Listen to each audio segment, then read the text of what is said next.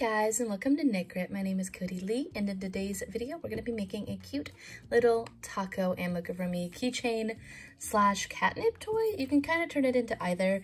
And real quick, I haven't posted in the last month, and I have a reason. I got married, so that's why I've been away, and I kind of just wanted to explain that I've been away for a month because I've been crazy distracted with family and everything in the holidays, and just, you know, every excuse under the moon. But basically I'm going to be hopefully posting a little bit more coming up. I have a bunch of tutorials that I have in mind, so I'm going to be working on those.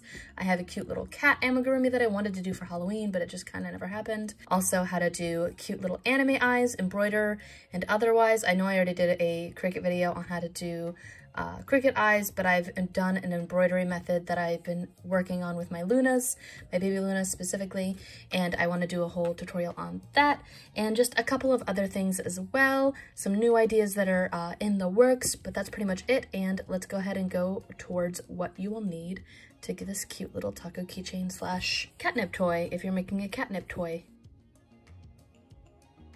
Okay, so what you will need for this project will vary depending on which kind of version you're making, essentially. But for all of these, you will need yarn. I am using I Love This Cotton, which is a Hobby Lobby specific yarn. It is a cotton size 4 worsted weight yarn, and I really like it. You will need this yellow, which I believe is the color Curry. This one is red in Burnt Sienna. This is just brown and brown. And this is like a lime greeny color that I use for the lettuce portion of it, which is in Bright Citrus. Aside from yarn, you will need a size 3.25 millimeter crochet hook. I'm using my beautiful Odyssey Furls crochet hook. I am an affiliate with them. Any 3.25 will work as long as you've got decent gauge and you are not able to see through your stitches. That's what really matters.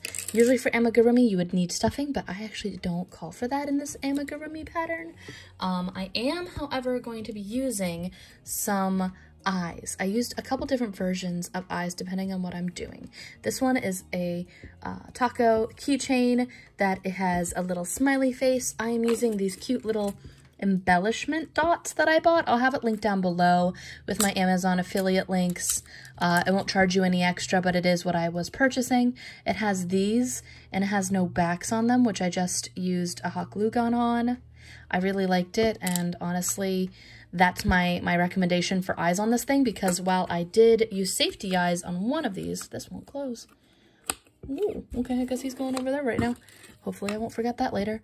All right, so these eyes are safety eyes, and as you can see on the back, I don't know if you can see it, but it's raised, and I just don't like how that looks.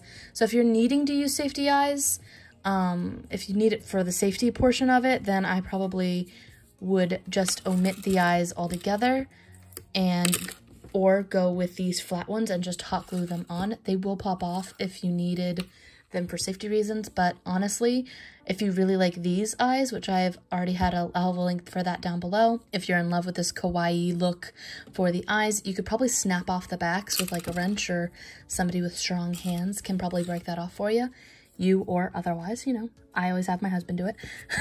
And if you're making a keychain, I bought these key rings, 100 pack for like $6, I want to say, for 100 of them. And it's really cool. I got these off Amazon, and there's just a ton of them. They're little key rings that you can add to the side of your little amigurumi. I'm also using pliers when I apply these. I'll show you. They're just jewelry pliers, and I have 2 of them that I use to apply this on, because while I have strong crochet hands, I can't pinch that by myself with my fingers. My fingers are not as strong as, you know, my hands.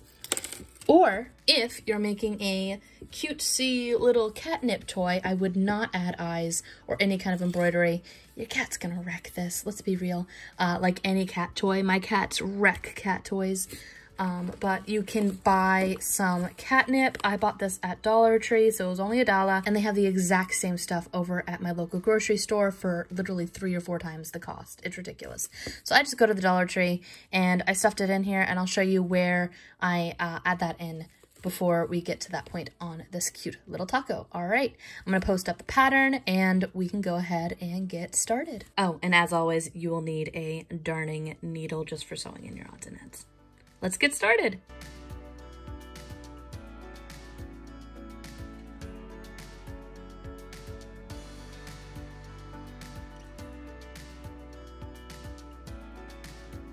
All right, to begin this pattern, you're going to want to start with your curry yarn, your yellow toned yarn.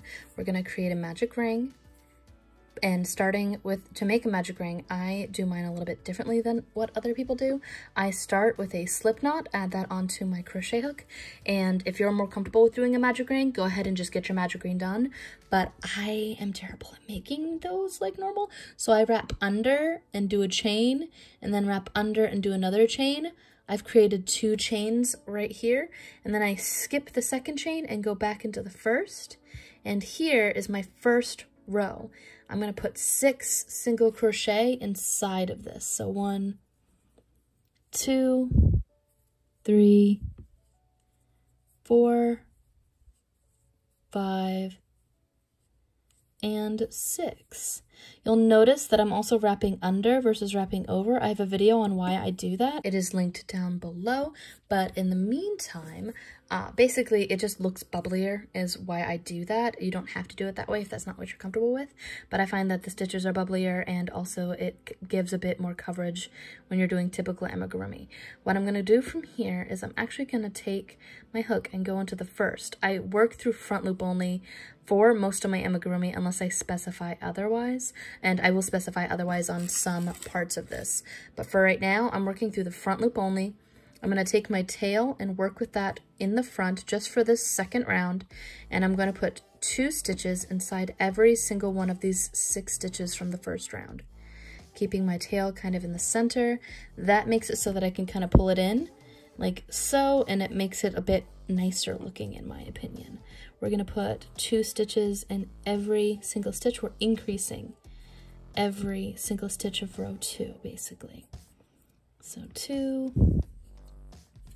I'm kind of applying a bunch of different techniques that I've always used. I do have videos that go more in depth on a lot of these techniques that I use, but generally I will explain when I'm doing something and say why I do that thing. I hope that makes sense. That's why I do go as fast as I do in these videos sometimes, because I already have a lot of videos which I link down below in my 101 playlist on why I do these things and how I do them a little bit more slowly. So 1, 2, 3, 4, 5, 6, 7, 8, 9, 10, 11. We have 1 more stitch for row 2. So 1 and 2. There we go. We have 12 stitches. I'm going to tug my tail a little bit, but not too much. We're going to move this and move that. There we go. Just a little bit. And here we are now on row 3. And for row 3, we're going to increase from 12 stitches up to 18. We're increasing 6 stitches every single round and evenly distributing that across all the stitches basically. So every time you make a stitch, you're adding that in between your increases every time. So basically what we're going to do is single crochet 1 this round. 1. And then increase. Still going through the front loop only. 1, 2. 1. Get the cat hair out of there. 2. Or just crochet it in. That's the same thing. There we go. 1.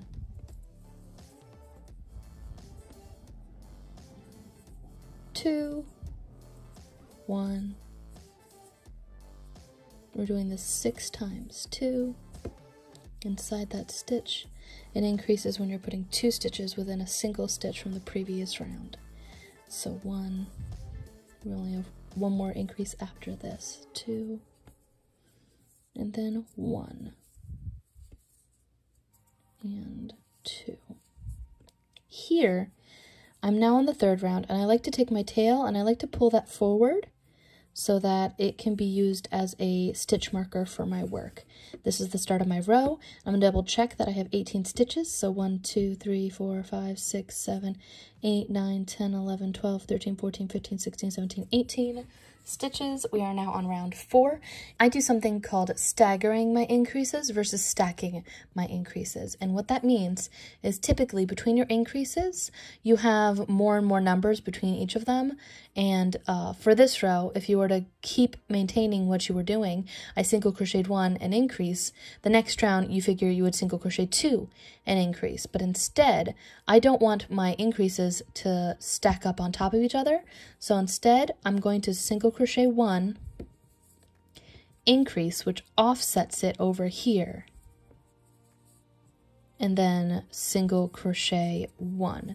We're going to do that 6 times total.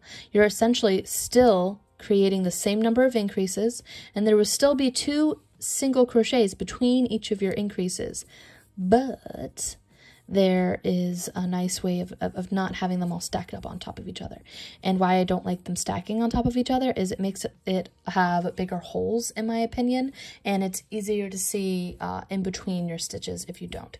It also makes for a rounder amigurumi when you do stagger them. I have a whole video on staggering versus stacking, again, in my Amigurumi 101 playlist.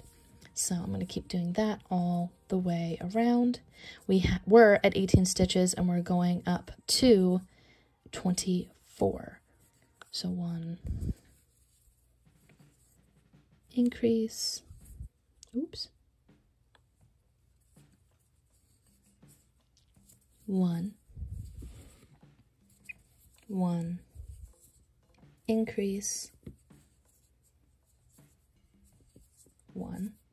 And then we have 1 more, 1 increase, 1. We're going to take our tail. That was our last stitch. We're going to pull that out and bring it forward so that I can tell where my stitches start again. And here, I'm not going to stagger my increases. It's going to go back to what I would usually do. So for this row, I've got 24 stitches and I'm trying to go up to 30. So we're going to single crochet 3 and then increase. That makes it so that our increase lays here and our increases from the previous row are right here. So that's why that's called staggering your increases. And I really like how that looks. 1, 2, 3, and increase. And also keep in mind that there is always a printable PDF, for the most part, always, a printable PDF for this on my Ravelry. It is free for the first week, and after that, it turns to $3. So be in the know, hit the subscribe button, hit that little bell so you know when I upload, and you can get those pattern updates and pattern links for when I do actually upload. 1, 2, 3, 4, the stitch you increase, 1, 2, 3, and increase. And if you're more comfortable with stacking your increases, that's also absolutely fine. This is just how I'm doing my pattern. So if you want to do it the stacked method way, you're more comfortable with that, you're also absolutely fine to do that.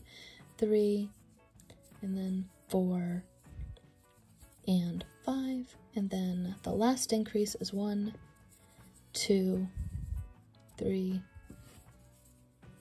and then right here, 4, stitch is the increase. We're going to take our tail, move it forward, and now we're on our final increase round. And what we're going to do here is we have an even number between our stitches, so I like to split that evenly.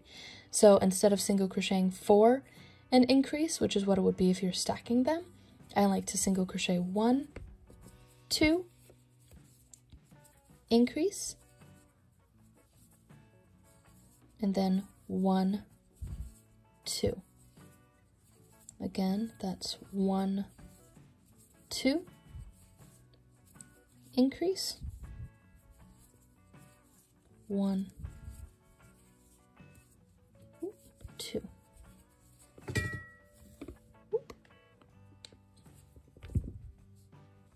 1, 2, increase, 1, 2, 1, 2, increase, 1, 2, 1, 2, increase, 1, 2, 1,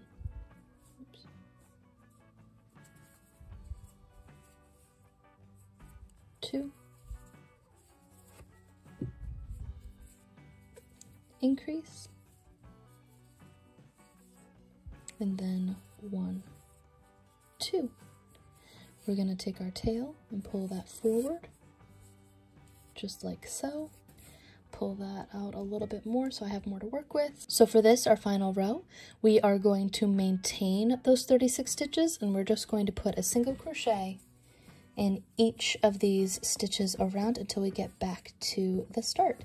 We're going to continue working through front loop only. It doesn't super duper matter for this part, but it will later on when we're working through loops. I'm just going to continue around and around until I get this all done, all 36 stitches. Be right back.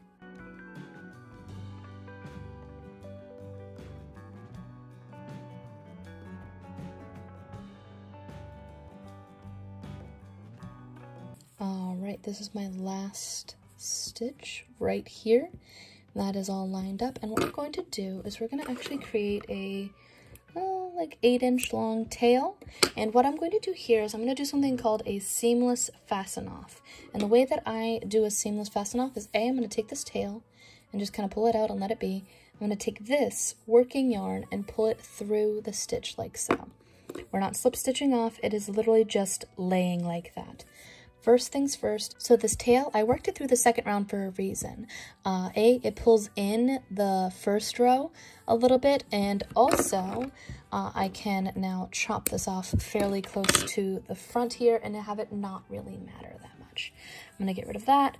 We're then going to take our darning needle and we're going to do our seamless fasten off. I've already had a video where I go about this slowly. It's on the, again, Amigurumi 101 playlist.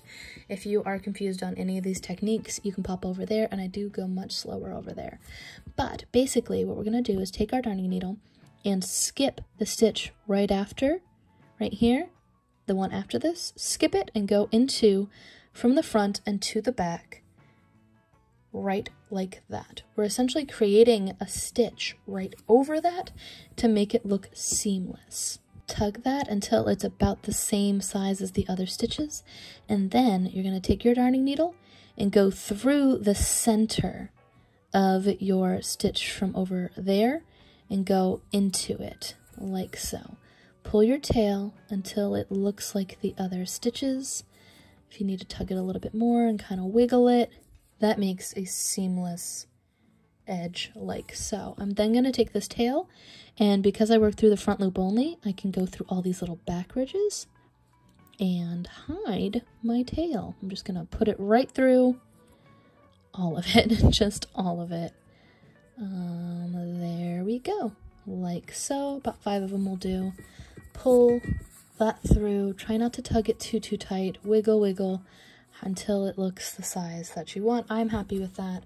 I'm now going to take my scissors and chop it so that there's still a little bit of a tail, but essentially that's it for the taco shell portion of this. We're done with our curry yarn, and now we're going to pull out our brown yarn. Grabbing our brown yarn, and this is where things kind of get funky. I'm not gonna lie, I'm not the best at phrasing this in the pattern, the written portion of this, so I'm hoping that my verbal directions will make a lot more sense. We're gonna take our brown yarn, we're then gonna go over here and find where we just fastened off, and we're gonna put our hook through where we just fastened off like so. I'm not going to go through both, just through the center like that. I'm then going to kind of slip stitch that on so that you can see it like so.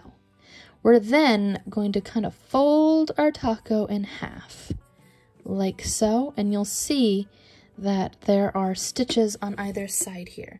You have a front loop only and a back loop only. Back loop only and a front loop only. Those are the stitches that you're going to be wanting to work through. You're going to want to work through the back loops only across the taco. So here is what I mean by that. We're going to take our hook and go through both of these back loops and only the back loops. You're leaving the front loops alone because those front loops you're going to let lay like this, and that looks like more of a ridge of a taco, which I really like. So back loop only. We're then going to single crochet those two together, like so. I'm going to tug my tail, and then I'm going to stick it on the inside of the taco. We're then going to single crochet across the back loops the entire way across. So this one is adjacent from that one, so we're going to single crochet those two together. This is the taco meat or faux meat, whatever you want to have your taco be, whatever you're filling it with. This is the main meat of the taco. We're going to then single crochet that as well. Go across and across, only through those little back loops the entire way down. It should be 17 single crochets across because you slip stitched on one and you're going to slip stitch on that end, and that would make it 18 because 36, which is how many stitches you have, divided by 2 is 18 minus the one from each side, so that is 17. This is Future Edit Cody. I completely blanked on mentioning when you add the catnip. Basically, you want to be like 4 to 6 stitches across shy of your end. You have a nice little pocket here. If you do it too soon, it's kind of hard to work around the catnip, but if you do it too late, then it's hard to put the catnip in there. So generally I leave it when there's a nice little pocket like that. And I have no real good method other than just trying to like make a little tiny piece of paper cone and shoving it in there, or just taking little pieces at a time and putting it in there. But that's pretty much it. I'm going to continue on with the rest of the video. So we're going to single crochet across 17 times essentially. Keep going across like so. I'm not going to fast forward through this portion just so that you can see how this is done. It's a little bit more complicated. This one is probably the more complex part. I never know how to phrase it in a pattern, how to say, hey, you're going across these stitches and you're single crocheting them together across and adjacent from one another. So I put a ton of pictures in the pattern, and I'm hoping that just makes sense. Me slowly verbalizing what that is and what that means. And then we are on the stitch before the last one, which we're supposed to slip stitch in. There are 3 stitches left here. And what I like to do here is there's still one more that you need to go across. But what I like to do is on the front loop, on the back loop, excuse me, of the final stitch, I like to kind of pull that out because it makes it easier for you to get into it at the end and slip stitch. I hope that makes sense. That's what I've been doing since I've made 5.5 million of these tacos. Go across, single crochet, and now you can go into this stitch right here and slip stitch off. Chop off a decently long tail that you can sew in. I am going to kind of hide this very quickly, and I'm going to just kind of put it onto a darning needle and stab underneath the stitch where we just were. Going right there and going as far away from the start as I can across to the other side. The original tail was already hidden on the other side, so that is all she wrote for this little taco meat portion of this pattern. We're then going to cut that off, and now we're going to whip out the red salsa, or whatever else you are putting on your taco, whatever it is, whatever color you want in there. I'm using red for the front portion of this, and what we're going to do here is a little bit more funky as well. All right, so we have our red yarn, and again, you're going to want to make note of your front loop versus your back loop over here. This is your front loop, and we are only going to be going through these front loop stitches. You are leaving these back loops there to lie, same as before, because that is what you're going to be picking up the green yarn with afterwards. I hope that makes sense. Leave a decently long tail for sewing in afterwards, but you're basically going to want to slip stitch this on, and this is going to be treated as your first single crochet essentially. So I'm going to do a little chain, and that chain counts as my first single crochet. We're then going to want to create little tiny clusters, and the way that we do that is we're going to single crochet 3, 1, and we already did that to 3. Pull your tail if you need to, make it look nice and neat, and then slip stitch into the next stitch, front loop only. Go through this one, 1, 2, 3, slip stitch, and we're going to do this all the way until we get to the end here. We should have 9 of these little bumps, the 3 single crochet portions here, when we get to the end of it. So 1, 2, seam stitch 3. Essentially you're increasing 2 each row, and then slip stitch. 1, 2, 3. Then take this here and slip stitch, bounce the camera for good luck. 1, 2, 3, slip stitch. 1, 2, 3, slip stitch. 1, 2, 3. Drop your stitch. If you're me, don't actually do that. Slip stitch. And then we're on our last 2. 1, 2, 3. Slip stitch. And then the last stitch right here, you're going to want to, oh, there we go. 1, 2, and then have your slip stitch be counting as your last stitch there, like so. Create again, decently long tail, and pull on that. We're then gonna hide our tails real quick by just tucking them into the sides, going underneath and into the center of the taco, going as far away from where they started as you can, like so. That will hide it. I'm gonna chop that off. I tug it usually a little bit, that way when I go like this, it'll just spring right back inside of the taco. And then do the same thing for the other side, going as far away as you possibly can on the opposite side. We are now going to cut that. Boing! And now you have the front part of your taco done.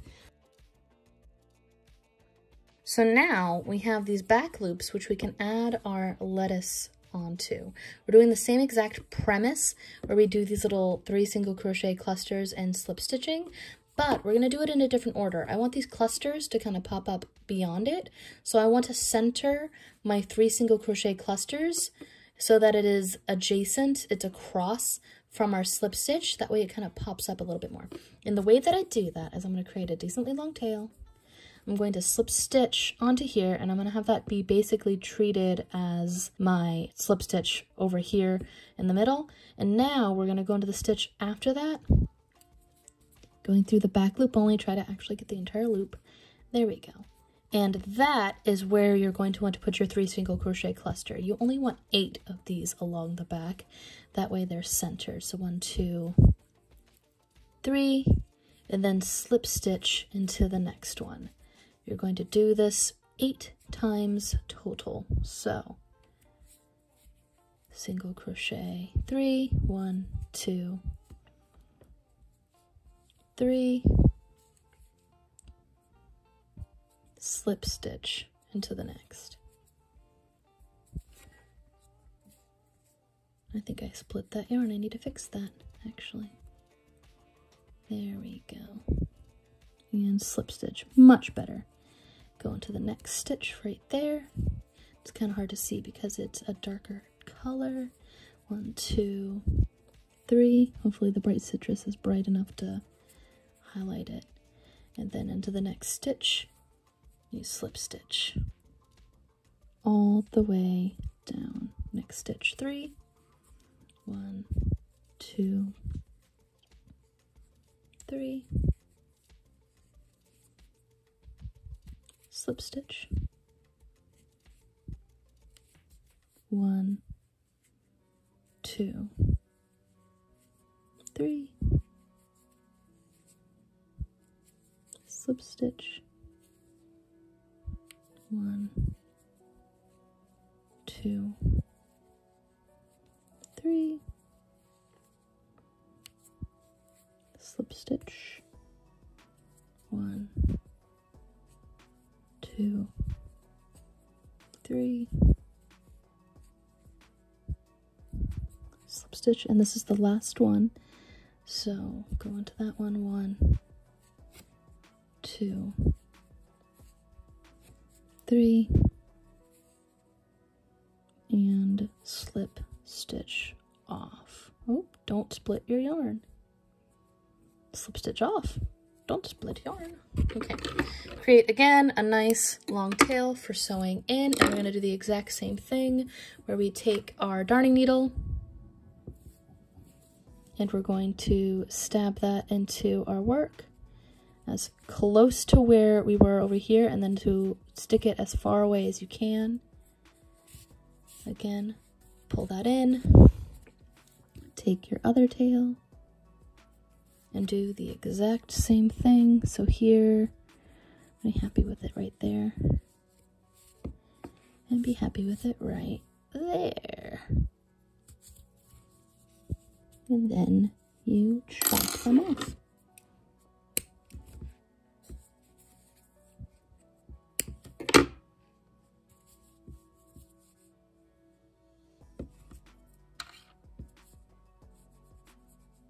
Alright, so my keyring bag came with all of these key rings in it that are like this. But then it also has a small little mini baggie of these little rings that go on top of that.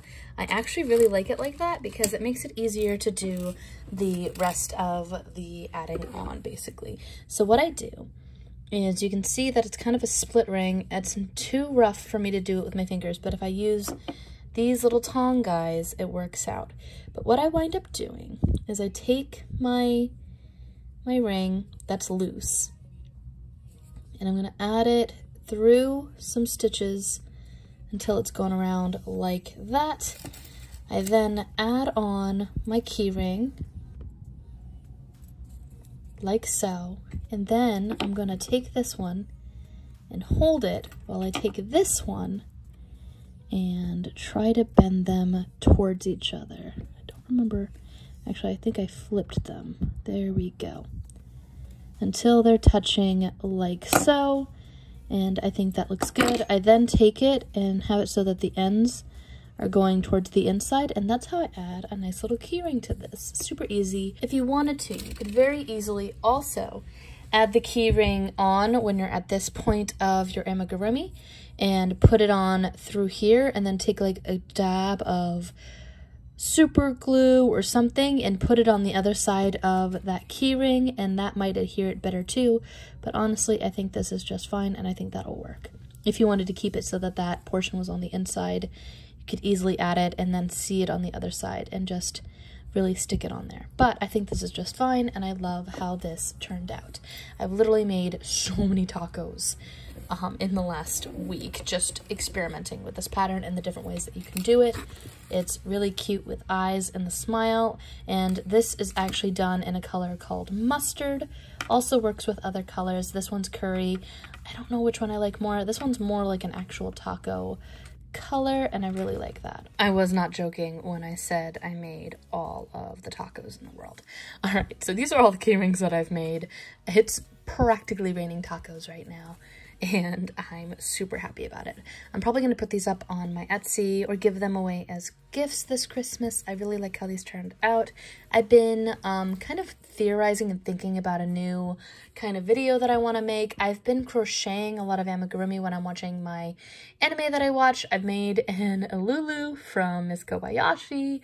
I'm working on John from The Vampire Dies in No Time, and I've been thinking about doing kind of tutorial slash anime reviews. sometimes, I don't know, I'm very much into anime, but it's not what I usually talk about. I'll have anime characters that I crochet, and amigurumi and anime are very related, but it's not the same thing. I'm making the bunny from Miruko-chan, but that's also super cute, and I'm going to be posting pictures at least on my Instagram, so if you're interested in that, going over to our Instagram at KnitGrit, and the same thing with our Patreon and everything else like that. I want to say thank you for watching. Like and subscribe, hit the little bell before you leave if you want to see more videos like this. All right, make sure you get that pattern. Until next time, guys. Bye.